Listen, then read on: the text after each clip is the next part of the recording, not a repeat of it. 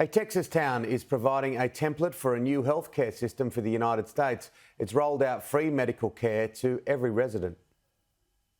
It will. It'll change healthcare in Ferris. We think it's a model that other cities and counties can use. Approved by Ferris City Council Monday night, called Access for All. That's going to provide basic telemedicine and virtual medicine along with a mobile component to every single citizen that resides in our city limits. The idea of free basic health care to all coming out of the city's response to COVID-19 when it partnered to stand up a monoclonal antibody treatment center. We've offered monoclonal antibodies to all the residents of Ellis County throughout the COVID pandemic, treated over 4,000 patients in the county. Dr. Dirk Parrott is president of MD Health Pathways and an emergency medicine physician.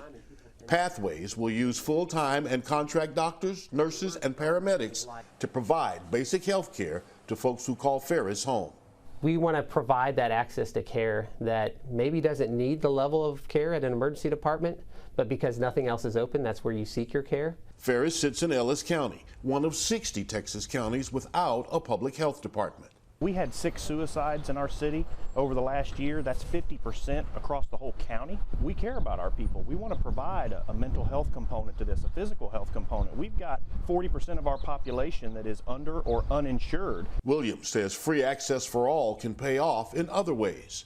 Ferris schools, for example, get $35 a day from the state for every student in class. The RISD averages about 110 kids absent per day. If we can make a 25% impact on that, that's $200,000 to our ISD.